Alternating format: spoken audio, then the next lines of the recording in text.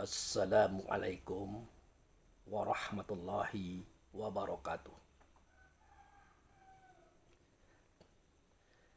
Saudaraku kaum muslimin dan muslimat, saudara sebangsa di setanah air, dimanapun Anda ada dan berada. Berjumpa kembali dengan saya Abu Fikri dalam rangka kebaikan, kebenaran, dan untuk mempermudah langkah kita menuju jalan selamat, yaitu Allah dan Rasulnya. Saudaraku kaum muslimin dan muslimat, hari ini adalah pukul 3 lewat 25 menit. Artinya hampir setengah 4. Jadi untuk setengah jam ataupun beberapa menit lah nanti kita hendak mencoba menyampaikan tausiah yang temanya adalah zikir. Jadi seketika di dalam tidur kita bermimpi menghadiri sebuah majelis dan kita diminta untuk menyampaikan kajian tentang zikir. Nah, yang menariknya di situ sudah ditentukan tahap-tahapan zikir itu. Dan di situ terdapat intisari daripada pemahaman yang pemahaman itu akan kita sampaikan di sini. Jadi begitulah kehidupan ini, saudara-saudaraku. Kita menyampaikan kajian itu seperti yang disampaikan oleh saudara kita. Nasihatnya bagus, tidak ada salah ya. Dia katakan, ya Pak Abu Fikri, kalau mau berdakwah itu amalkan dulu. Nah, kemudian baru didakwahkan. Ya, saya rasa itu sudah benar, saya katakan. Dan itu tepat. Jadi sesuatu yang tidak kita amalkan atau bukan wiridan kita sampaikan, ya itu sama dengan kita membohongi kaum, membohongi umat gitu. Tapi saya katakan bahwa kita tidak menyampaikan tausiah kecuali yang sedang kita alami, yang sedang kita rasakan, yang sedang kita pikirkan itu. Dan tiba-tiba ada dorongan kuat untuk kita menyampaikan itu di dalam sebuah video. Lagi-lagi saya katakan kepada kita semua bahwa seketika saya berbicara di depan kamera ini, bukan saya menasihati kita semua, tidak. Tetapi ya saya menasihati diri saya sendiri. Karena di dalam kamera ini yang nampak adalah wajah saya, bentuk daripada tubuh saya, dan benar, real adanya. Nah, mudah-mudahan seketika saya menasihati diri saya sendiri, divideokan, saudara kita yang lain juga mendapatkan manfaatnya. Nah, ini harus kita catat. Jangan sampai nanti, oh Abu Fikri menasihati kita, Abu Fikri mentausiah kita. Tidak. Abu Fikri mentausiahi dirinya. Abu Fikri menasihati dirinya. Nah, tentu harus jelas kan?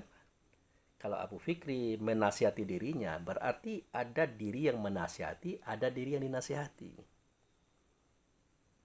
Nah, mana itu diri yang menasihati?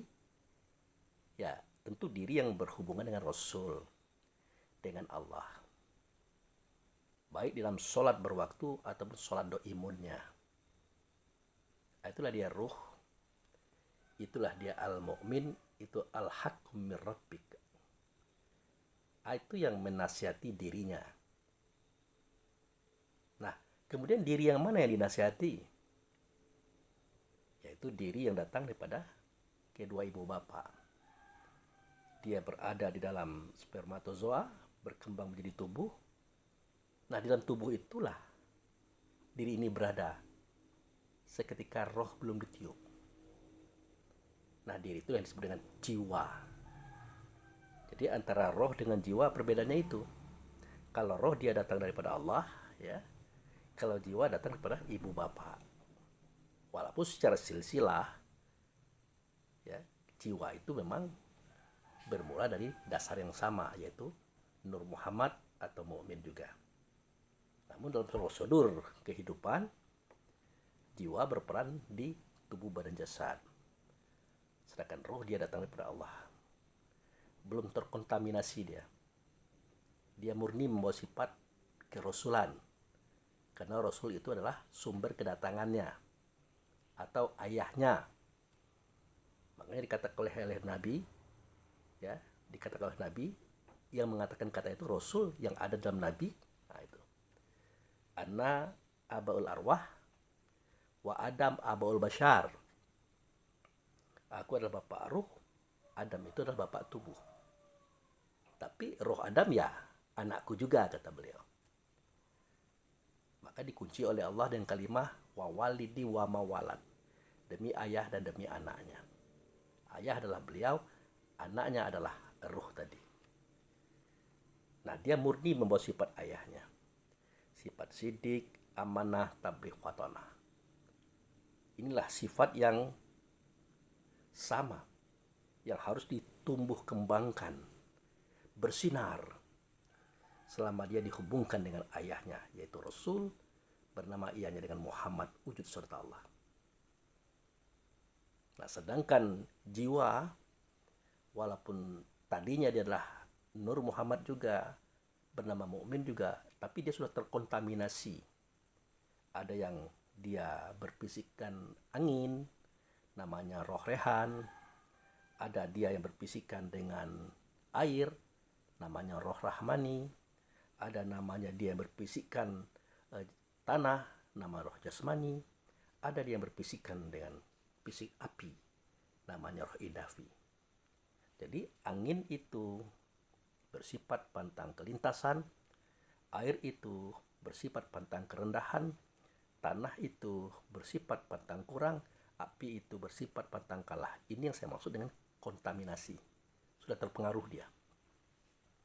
Nah, daripada angin, air, tanah, api inilah, daripada rehan rahmani jasmani idafi inilah, daripada pantang pantang kelintasan, pantang kerendahan, pantang kurang, pantang kalah inilah dibentuk menjadi satu kesatuan yang bernama tubuh atau jasad yang di dalamnya ada jiwa. Nah, jadi kembali kepada persoalan pertama tadi, yang mentausiahi, yang mengajar, yang menceramahi, yaitu yang datang daripada Allah, turunan Muhammad. Sedangkan yang ditausiah itu jiwa tadi. Dalam bahasa lainnya an-nasu atau insan. Dalam bahasa lain disebut dengan nafs. Nafs atau diri. Baik, kita mulai. Saudaraku kaum muslimin dan muslimat, berbicara tentang zikir. Zikir itu bahasa Arab, artinya mengingat. Kalau mengingat, dia tidak pakai suara, tidak pakai kata, tetapi pakai rasa. Itu mengingat. Dan ini bukan sebuah perkataan kosong, pernyataan hampa, tapi real adanya. Misalnya saudara-saudaraku berada di kantor, di pasar, di kebun, di mana saja. Nah, coba saudaraku ingat istri di rumah, atau suami di rumah, atau kedua orang tua di rumah. Adakah kita bersuara? Adakah kita berkata? Adakah kita berbahasa? Tidak. Kita hanya diam. Tanpa suara, tanpa kata, tanpa bahasa. Tapi terasa suaranya di telinga kita. Terasa wajahnya di mata kita. Terasa dianya di hati kita. Terasa ianya di ingatan kita.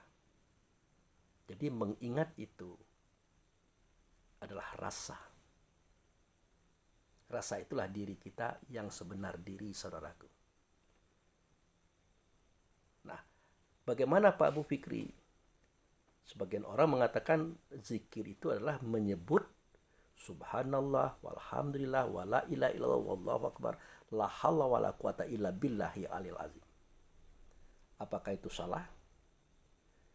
Nah, kita tidak boleh menyalahkan. Tidak boleh menyalahkan. Boleh jadi waktu itu dia itu mengingat sambil menyebut. Boleh jadi begitu. Dia mengingat Allah di dalam kesuciannya, di dalam pujiannya, di dalam ketauhidannya, di dalam kebesarannya, di dalam kekuasaannya. Jadi dia mengingat Allah di situ sambil menyebut subhanallah. Itu mengingat Allah di dalam kesuciannya. Walhamdulillah, mengingat Allah dalam pujiannya. Allahu Akbar, itu mengingat Allah dalam kebesarannya. Wala ilaha illallah, itu mengingat Allah di dalam ketauhidannya. La haula wala quwata illa billah, mengingat Allah di dalam kekuasaannya. Ya bisa jadi begitu. Tapi tidak Pak Abu Fikri, memang orang itu mengartikan subhanallah walhamdulillah wala ilaha illallah wallahu akbar la haula wala quwata illa billah, itu zikir. Nah, kalau dia mengartikan itu zikir, sementara rasa dirinya, ingatan dirinya kemana-mana, maka ini perlu diluruskan. Karena zikir itu mengingat bukan menyebut. Ya, mengingat bukan menyebut. Kalau menyebut, ya itu benar itu.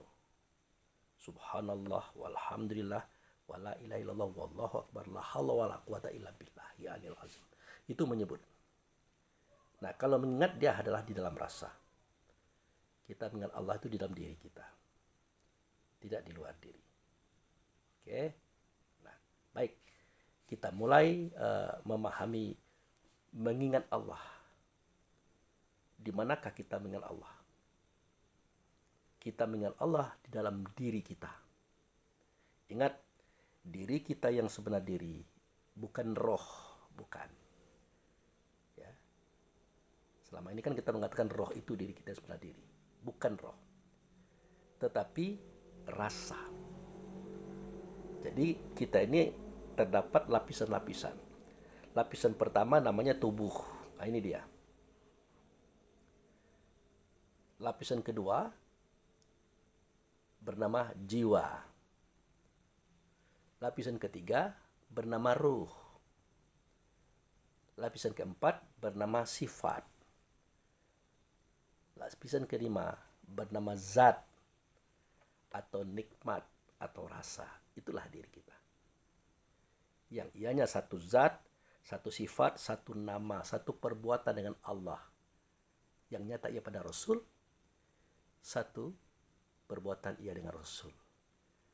Yang ia dalam bentuk rasa.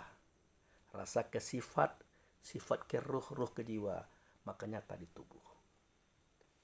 Itu saudaraku. Maka kita ingatlah Allah itu di dalam diri kita. Tapi ingat, nah, tauhid keesaan Allah nyata pada Muhammad. Hakikat pada kita. Nah, itu dia. Yang diingat Allah itu sudah benar. Ya. Tetapi tidak nyata Allah, maka nyata Muhammad. Yang diingat Muhammad itu benar, tapi tidak nyata Muhammad, melainkan nyata ia di diri kita. Rasa itu sebenarnya yang kita ingat. Adakah dia menuju Allah dan Rasul atau tidak? Itu saudaraku. Adakah dia menuju kepada Allah dan Rasul atau tidak? Nah, seketika dia menghubungkan dirinya, rasa tadi, kepada Rasul dengan Allah, itulah namanya mengingat atau bersyukur. Nah, itu. Seketika dia tidak menghubungkan dirinya dengan Rasul, yang Rasul itu dengan Allah, maka itulah kufur. Nanti dia mengingat Rasul dengan Allah, itu ada konsekuensinya, akan melahirkan suara, kata, dan perbuatan yang berakar daripada sifat sidik, amanah, tabligh, fatonah. Jadi suara kita, perkataan kita, perbuatan kita adalah pancaran daripada sifat sidik, amanah, tabligh, fatonah. Itulah kalau kita mengingat ya Allah melalui Rasul. Karena kalimah fazkurun ni'mati allati an'amtu alaikum. Ingat oleh kamu akan nikmatku yang ianya ada di atas kamu. Nah, seketika kita diperintah oleh Allah mengingat nikmat yang ianya ada di atas kita, kualitas dan kapasitasnya, itu adalah Rasul. Itu sholat maksudnya, saudaraku. Karena sholat itu mengingat itulah sholat. Atau menghubungkan rasa diri kita dengan Rasul. Rasul itu dengan Allah. Nah itu. Nah, seketika kita mengingat Allah yang nyata ia pada Rasul, karena tauhid keesaan Allah nyata pada Rasulullah tadi, itulah sholat, menghubungkan diri. Sholat itulah mengingat.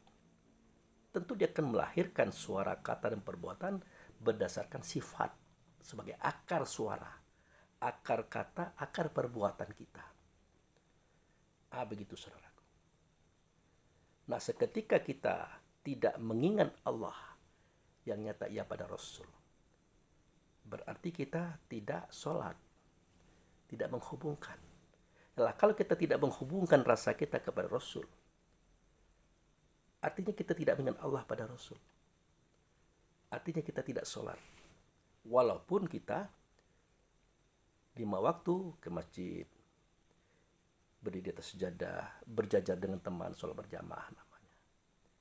Tapi di dalam sholat itu rasa kita tidak berhubungan dengan Rasul serta Allah. Itu tidak sholat namanya. Tapi sembahyang. Yang melakukan tindakan, yang melakukan perbuatan untuk menyembah yang. Yang itu artinya zat yang maha kuasa. Itu saudaraku.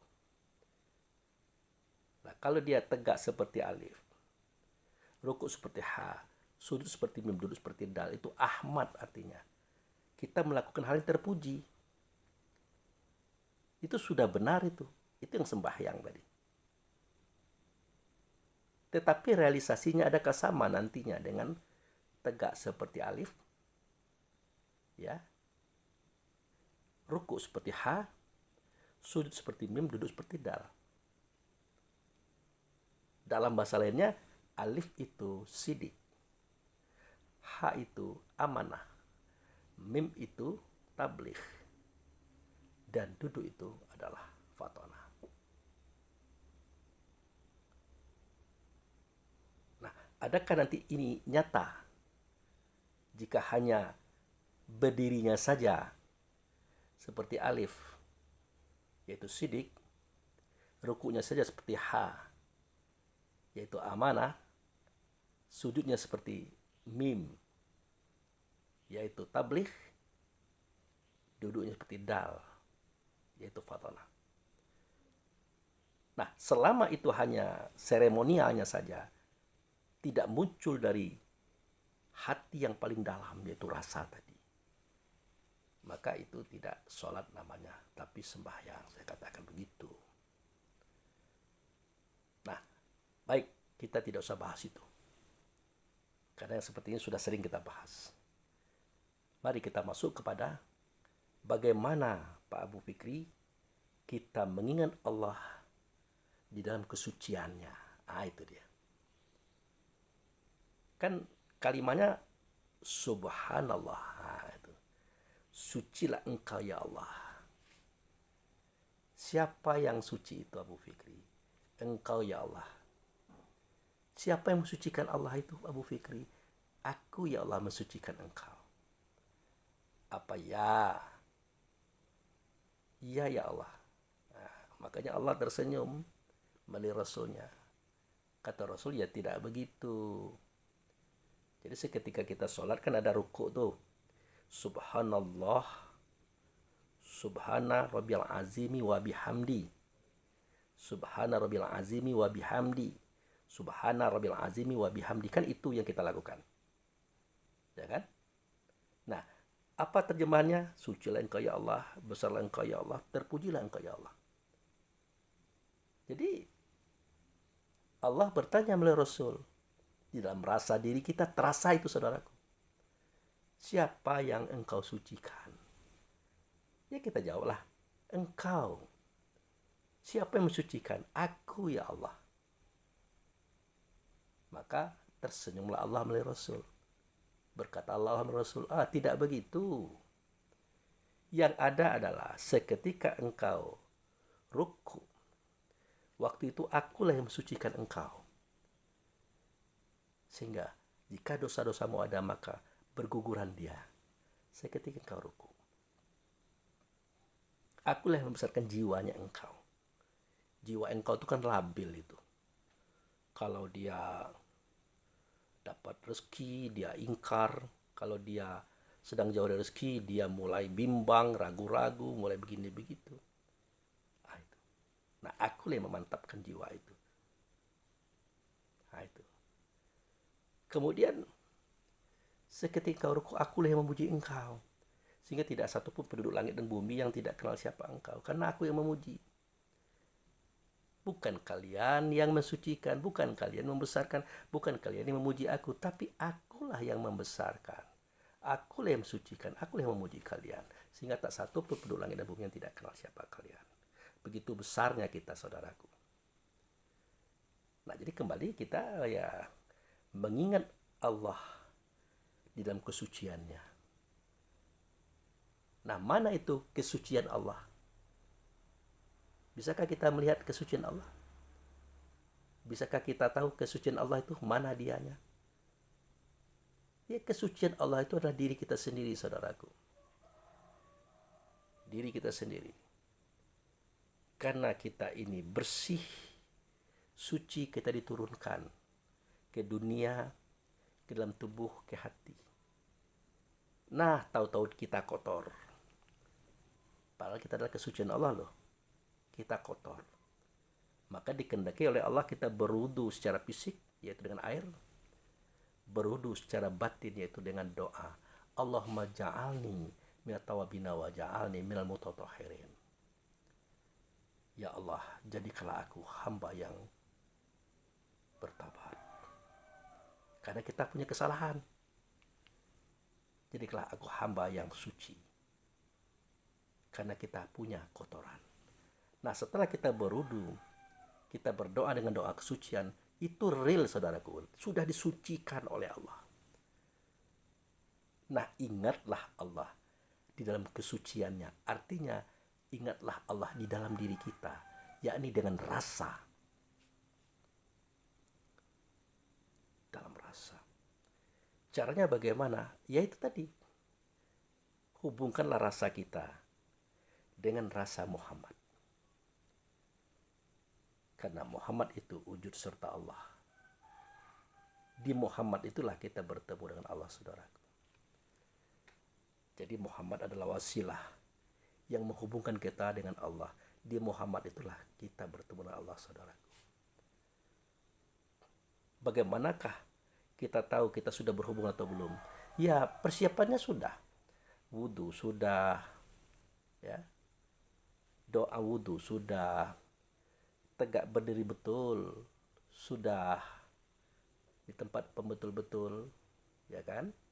Mengambil sebagai makom Ibrahim, menghadap kepada Ka'bah, bahkan masuk ke dalam Ka'bah di ruangan kosong. Pada waktu itu kita masih berbicara di luar diri, saudaraku. Nah, kemudian kita mengingat kepada Allah. Bisa? Jawabnya tidak bisa. Ingat Rasul? Bisa? Jawabnya tidak bisa. Ingat Nabi? Bisa? Jawabnya tidak bisa. Ingatlah orang tua kita. Bisa? Insya Allah bisa. Tetapi orang tua sudah berpulang pula, ingatlah khalifahnya. Dan berpamitanlah kepada beliau. Usolli fardhu subhi raqata'aini mustaqbil qiblatan ada lillahi ta'ala. Aku menyengaja untuk berhubungan dengan Allah dalam sholat subuh 2 kali ruku. Itu pamit dengan dia. Selesai, barulah kita masuk ke dalam sholat. Masuk ke dalam sholat itu, saudara, artinya masuk ke dalam ingatan. Berarti yang adalah rasa. Tidak ada lagi Masjidil Haram, tidak ada lagi makom Ibrahim, tidak ada lagi Ka'bah, tidak ada lagi sosok, melainkan kita sudah berada dalam rasa. Masuklah kita ke dalam sholat, karena sholat itu adalah ingatan. Dan ingatan itu adalah rasa, saudaraku. Terasa kita bergerak, berjalan menuju Rasul. Ada ketenangan di hati, ketentraman jiwa. Disitulah kita bersuara, Allahu Akbar. Jangan diangkat takbir sebelum kita merasakan itu. Angkat, Allahu Akbar. Allah yang kita sebut, Akbar yang nyata itu Muhammad. Terasa ianya pada dia yang menyebut, pada dia mengata, itulah diri kita, saudaraku. Maka wajib terasa itu. Saya ulangi lagi, Allah yang kita sebut, Akbar yang nyata itu adalah Muhammad. Terasa ianya pada ia yang menyebut dan yang mengatakan Allahu Akbar tadi. Itulah diri kita, itulah rasa. Terasa, saudaraku. Nah, ingatlah dia di dalam kesuciannya. Nah, itu. Nah, seketika kita menyatukan rasa kita dengan rasa Muhammad, Muhammad itu wujud serta Allah. Terkadang berdiri berdiri seperti alif, ruku seperti ha, sujud seperti mim, duduk seperti dal. Apakah kita sadar? Sadar. Tidak mungkin kita tidak sadar. Kita tahu itu. Kita mengucapkan Allahu Akbar sampai Assalamualaikum. Sadar, kita tahu itu. Tetapi halus terasa dianya. Karena kita lakukan tegak seperti alif, ruku seperti ha, sujud seperti mim, duduk seperti dal. Kita lakukan Allahu Akbar sampai salam itu dari dalam pernyataannya, bukan dari luar. Dari dalam. Kalau dari luar tidak sampai ke dalam, itulah putus namanya itu. Tapi kalau dalam keluar pasti berhubungan. Pasti berhubungan. Maka yang kita pentingkan di dalam dulu baru dia keluar. Bukan luar dulu baru ke dalam. Kalau dari luar dulu ke dalam, maka dia akan putus, saudaraku. Di mana putus? Di fisik dia nampak. Di fisik dia nampak. Di jiwa dia putus. Karena jiwa mengajak kita ke kantor, ke kebun, ke pasar, ke mall, mengurus arisan, mengurus rapat macam-macam, menghitung uang, menagih uang, dan macam-macam. Di jiwa itu putusnya, saudara. Itu. Kalau dari luar. Tapi kalau dari dalam, dari rasa ke sifat, dari sifat ke ruh, ruh memancarkan itu kepada jiwa, dia akan nyata di tubuh kita. Kita berdiri seperti alif itu benar-benar berdiri, saudaraku. Kita ruku seperti ha itu benar-benar ruku, saudaraku. Kita sujud seperti mim itu benar-benar sujud, saudaraku. Kita duduk seperti dal itu benar-benar duduk, saudaraku. Kalau dari dalam. Makanya tidak salah juga kita keluar dulu.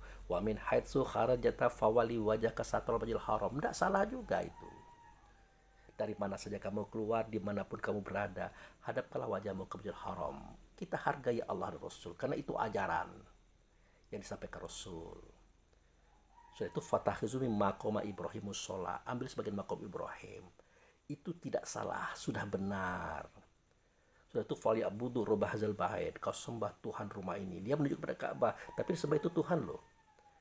Itu juga tidak salah, sudah benar. Masuklah kamu ke dalam rumah yang kosong.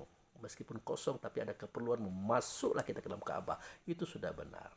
Di situ kita tidak jihad yang 6. Tidak muka, tidak belakang, tidak kiri, tidak kanan. Dan tidak pula atas dan tidak pula bawah. Di situ kita ingat Allah. Tidak nyata Allah melainkan Rasul. Ingat Rasul, tidak nyata Rasul melainkan Nabi. Ingat Nabi, tidak nyata Nabi melainkan orang tua kita. Ingat orang tua kita melainkan khalifah. Pamitanlah di situ. Kemudian masuklah kita ke dalam sholat. Masuklah kita ke dalam ingatan. Ianya ada dalam rasa, saudaraku. Lenyap semuanya itu. Makanya kesempurnaan takbiratul ikhram itu. Ya. Kesempurnaan hakikat takbiratul ikhram itu kan begitu. Yang namanya satu mi'raj. Nah, mi'raj itu naik derajat. Nah, dalam hal ini saya katakan ya, untuk menyederhanakan kajian, ya kita mengingat Masjidil Haram.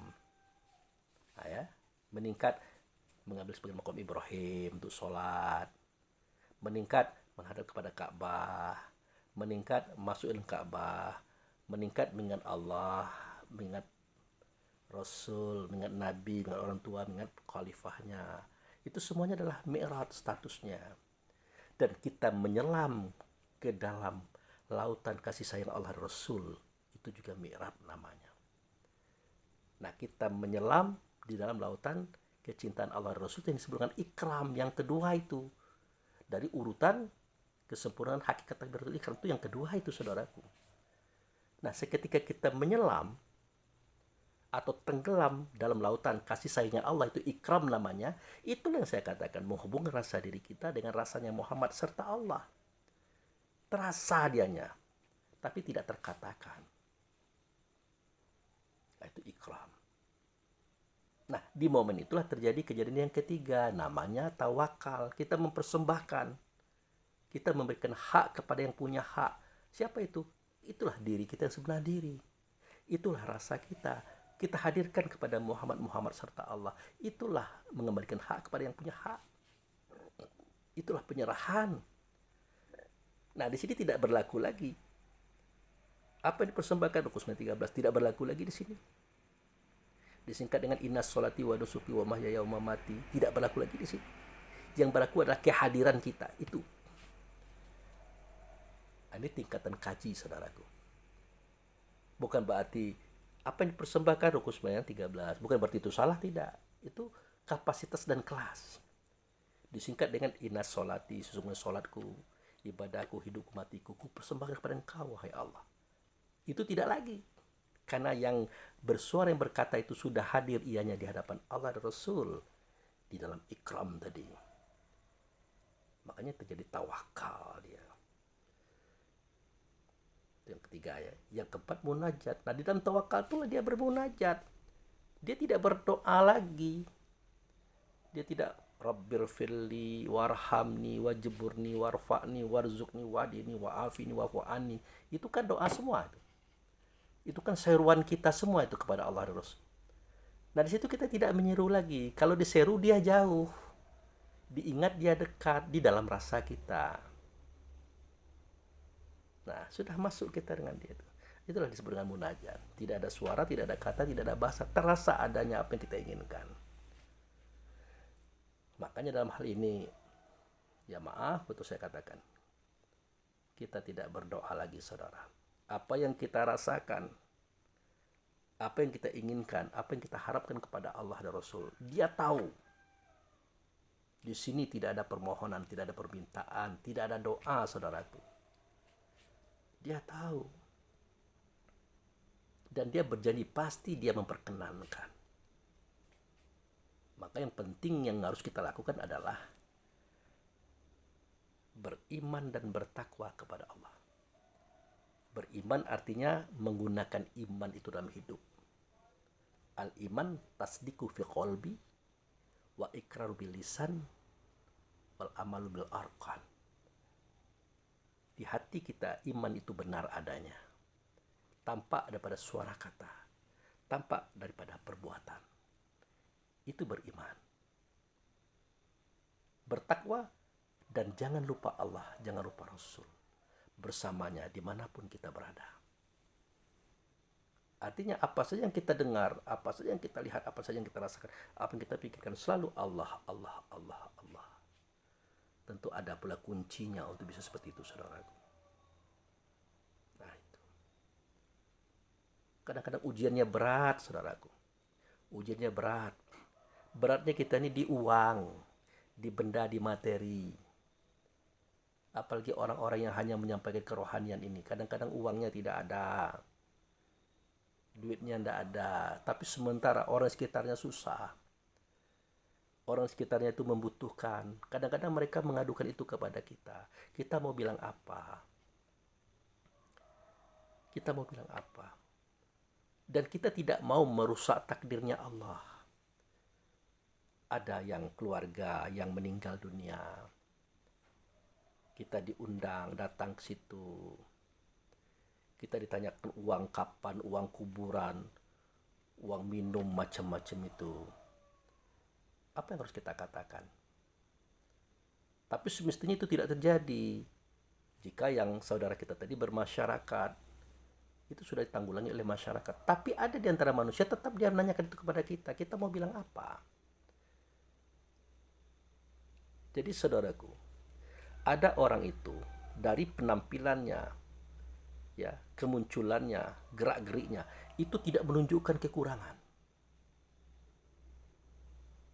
Seakan-akan dia itu cukup materi, cukup uang, cukup segala-galanya. Tetapi sebenarnya dia tidak punya apa-apa. Ada seperti saudaraku. Dia tidak punya makanan bahkan, tapi dia tenang dan santai. Nah, ini harus kita pahami ini. Itu kadang-kadang ada yang sakit.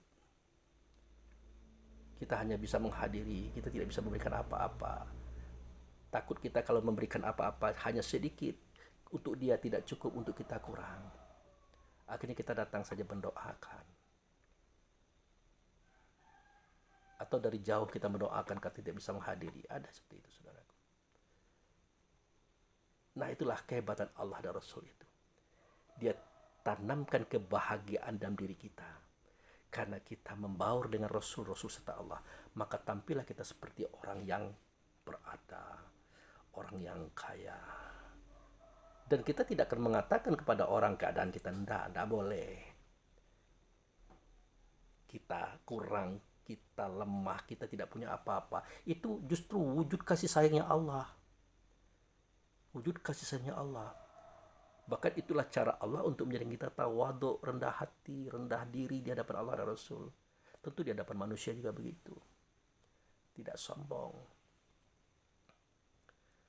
Tapi Pak Abu Fikri, adakah orang yang dia beriman dan bertakwa kepada Allah, dia punya uang banyak, harta banyak, segala sesuatunya cukup?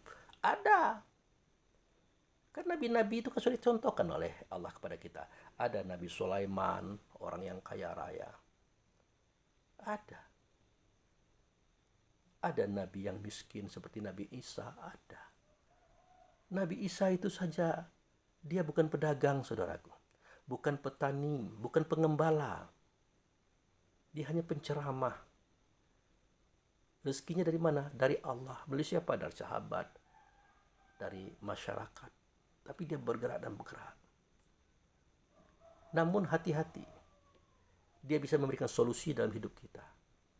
Seketika kita lagi gundah, gulana, resah, gelisah, datang kepadanya. Dia berkata, sabar saudaraku. Innallaha ma'ana. Sesungguhnya Allah itu serta kita. Kata yang saya singkat itu bisa menyejukkan hati, menenteramkan jiwa. Misalnya, aku ini sakit kepala, sakit perut, sakit kaki, sakit badan. Coba ambil air putih, bawa sini. Dia bacakan doa. Sebenarnya dia bukan membacakan doa, dia menghubungkan dirinya dengan Rasul, dengan Allah. Berharap dia supaya ini disembuhkan. Sembuh saudaraku. Nah itu. Bahkan di saat orang sedang ketakutan dengan COVID, segitu banyak orang mati bergelimpangan, dibuat perlu video oleh orang tertentu, sampai jenazah keluarga tidak dikuburkan lagi, dibuangkan saja di pinggir jalan. Akhirnya timbul ketakutan. Dia biasa-biasa saja. Orang suruh pakai masker, dia tidak pakai masker. Seandainya masjid itu boleh dia buka, dia akan sholat di masjid, saudaraku. Tapi waktu itu kan masjid tidak boleh dibuka. Akhirnya dia sholat di rumah. Nah itu. Jadi ada kelebihan dan ada kekurangannya dia. Inilah wali-wali Allah, petugas-petugas Allah itu, saudaraku. Nah, ini hanya sekedar intermezzo, ya, sekedar intermezzo saja. Oke. Nah, ingatlah Allah itu di dalam kesuciannya. Sudah? Nah, itulah subhanallah. Yang kedua, alhamdulillah. Segala puji itu bagi Allah. Si puji itu bagi Allah. Ingatlah Allah itu di dalam pujian sifatnya. Nah, jadi kita mengingat Allah itu menyatakan rasa itu di dalam sifatnya. Kita kan tahu sifatnya sidik, amanah, tabligh, fatonah. Muhammad itu asalnya Ahmad. Isi Ahmad itu adalah hamdu. Isi hamdu itulah sidik, amanah, tabligh, fatonah. Nah, ingatlah dia, Allah itu nyata pada Rasul di dalam sifatnya. Makanya saya katakan lapisan kita ini adalah tubuh, jiwa, ruh, sifat. Masuk kita ke dalam sifat itu. Sidik artinya benar. Allah itu benar, nyata kebenaran itu pada Rasul. Rasul itu benar nyata pada kita. Ingatlah itu. Ingat. Itu ingat. Jangan sampai kita salah, saudaraku. Supaya jangan salah, kita berhubunglah dengan dia seketika kita tidak bersuara, tidak berkata, tidak berbuat. Makanya kalau kita mengaji, kan umul Quran terlebih dahulu. Untuk menghubungkan kita dengan dia. Tapi sudah berumul Quran, kita masih berbantah-bantahan juga. Bermasalah juga. Berarti belum terhubung itu. Belum connect. Ingatlah dia di dalam sidik. Kemudian ingatlah dia di dalam amanah. Kita ada kepercayaannya. Menyuarakan, mengatakan, memperbuat perbuatan di alam semesta itu. Ingat. Artinya jangan berbuat sesuatu yang lain selain pada kehendak Allah dan Rasul, saudaraku. Ingat. Kemudian tabligh. Menyampaikan apa? Suara Allah, kata Allah, perbuatan Allah nyata pada Rasul. Suara Rasul, kata Rasul, perbuatan Rasul yang nyata dianya pada kita. Tegakkan itu, saudaraku. Jadi kalau kita bersuara, berkata, berbuat, tidak boleh selain pada yang dikehendaki oleh Allah Rasul. Itulah mengingat dia di dalam tabligh. Kemudian ingatlah dia dalam fatonah. Artinya kita mengingat Allah dalam kecerdikan, kebijaksanaan. Makanya saya katakan kemarin itu, bagaimana Pak Abu Fikri bisa menemukan surat Yunus ayat 108. Hai manusia, sudah datang kepada kamu al-haq rabbikum. Apa sudah datang kepada kamu yang hak itu daripada Tuhanmu? Jawabnya sudah. Apa wujudnya? Ruh. Apa itu rasa? Apa itu rasa? Diri kita sebenarnya diri. Sudah. Jadi apa? Seketika kita benar, alhamdulillah. Seketika kita salah, Allah dan Rasul menunjuki kita. Artinya, belum orang lain. Artinya, jika kita melihat saudara kita keliru dan salah, jangan cepat-cepat kita mengeluarkan petunjuk Allah yang ada pada kita. Jangan cepat-cepat. Hati-hati. Karena pada dirinya ada yang hak. Pada diri kita ada yang hak. Terlebih dahulu Allah dan Rasul menyampaikan itu. Kita pengen mengarahkan dia. Kita pengen menasihati dia. Ingat, Allah dan Rasul sudah duluan daripada kita. Jadi kita tinggal memperhatikan, adakah dia itu kesalahannya itu kekilafan atau kesalahan itu berulang-ulang. Kalau kesalahan itu berulang-ulang, hati-hati kita. Kenapa? Allah dan Rasul sudah mengingatkan dia, memberikan dia pandangan. Ternyata salah juga. Salah juga. Berarti dia menafikan Allah, menafikan Rasul. Dia membuang Allah, membuang Rasul. Saat itu kita masuk mental, saudaraku. Terpental kita, tidak akan dia terima. Bahkan keberadaan kita akan menjadi musuh bagi dia karena kita mengganggu kehendak hawa nafsunya. Tapi kalau dia khilaf, tidak sengaja, dia lupa, Allah dan Rasul juga mengingatkan dan dia langsung sadar. Itu. Bagaimana cara Allah dan Rasul mengingatkannya?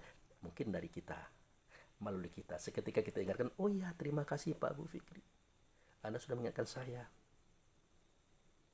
Sebenarnya bukan saya mengingatkan, Allah dan Rasul mengingatkan melalui saya. Bisa juga melalui orang lain, bisa juga melalui keluarganya sendiri. Itu. Nah, ini adalah jurusan daripada fatonah ini, saudaraku. Salah satu bentuk fatonah itu kemampuan kita menahan diri untuk tidak menasihati orang lain, untuk tidak mengarahkan orang lain. Karena ada suatu pengetahuan dalam pengetahuan itu bahwa Allah dan Rasul telah terdahulu mengingatkan dia melalui al-hakum min rabbik yang alam tubuhnya masing-masing. Wah, bagaimana nih dengan ceramah Pak Abu Fikri? Dengan tausiah-tausiah yang dia ada dalam video ini. Nah, saya sudah jelaskan tadi. Saya itu mengingatkan, menasihati, mentausiah diri saya. Hanya saja saya videokan. Mudah-mudahan bermanfaat bagi yang menonton. Kan begitu. adalah saya tidak menceritakan siapa-siapa, saya menceritakan diri saya. Itu masjid sudah bunyi, bukan masjidnya baru bunyi, toa masjid sudah bunyi, sebentar lagi ada suara ngaji, itu menandakan kita sudah dekat dengan subuh. Nah itu dia, mengingat Allah di dalam sifatnya. Itu saja dulu saudaraku untuk sesi pertama.